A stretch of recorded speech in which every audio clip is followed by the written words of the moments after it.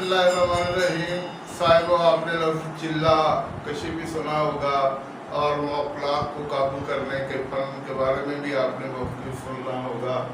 तो कुछ लोग ऐसे हैं जो मखसूस मकासद के लिए चिल्ला कशी करते हैं, यानी 40 दिन तक वो किसी अमल में मसरूफ़ रहते हैं। मैं एक ऐसे वाक़े की तरफ आपकी तवज्जो दिला रहा हूँ। काफ़ी अर्सा पहले नए वक्त के संडे मैगज़ीन में एक कहानी छपा करती थी जिसका नाम था पानीपत के कारी।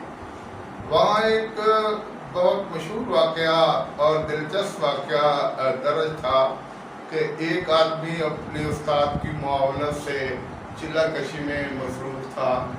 तो उसके उस्ताद ने उसे कहा कि 38वां दिन, 39वां दिन और 40वां दिन बड़ा सख्त होता है।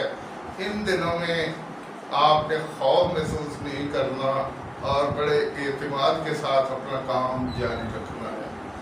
वो शख्स कहता है कि जब मैंने ये काम शुरू किया तो सूरत हाल ये थी कि मैं कब्र के ऊपर पानी का छिड़काव करके दायरा लगा के बैठ जाता था और ये सिलसिला 37 दिन तक चलता रहा।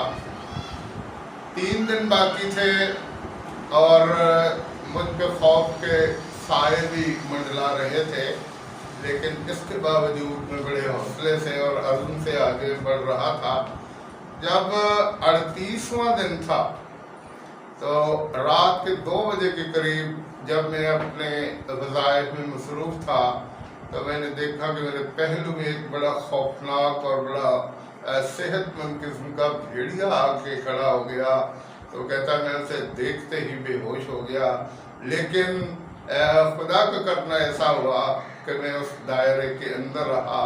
पता नहीं मैं कितने घंटे वहाँ बेहोश रहा। जब उठा तो सुबह की अजानें हो रही थी। मैं घर आया और मैंने आके अपने उस्ताद मोहतरम से सारी सूरत बताई तो वो कहने लगे कि ठीक है, आपने खौफ नहीं खाया और आप साबित कदम रहे, कल के लिए मज़ीद हिम्मत से काम लेना। कहते जब 38वां दिन था तो मैं उसी तरह कब्रिस्तान गया, कब्र के ऊपर पानी का छिड़काव किया और दायरा लगा के मैं बैठ के वज़ाइफ में मसरूफ़ रहा। सुबह के 3 बजे जब मैंने अपने वज़ाइफ मुकम्मल किए तो मैं गांव की तरफ आ रहा था। गांव के करीब एक तालाब था और मैंने देखा कि तालाब के करीब 40 भैंसें एक लाइन में खड़ी थी और वो मेरी तरफ देख रही थी। जो ही मैं करीब गया, एक भैंस मेरी तरफ दौड़ती हुई आई और मुझे यूँ महसूस हुआ कि ये अभी मुझे सींगों पर उठा लेंगी, लेकिन मैं अपनी जगह पे साबित कदम रहा और वो एक साइड से होके गुजर गई। और इसी तरह दूसरी, तीसरी, चौथी और 40वीं भैंस भी गुजर गई और मैं अपनी जगह पे खड़ा रहा। मैंने घर आके अपने उस्ताद मोहतरम से सारी बात अर्ज की तो वो कहने लगे कि मुबारक हो, आज भी आप साबित कदम रहे।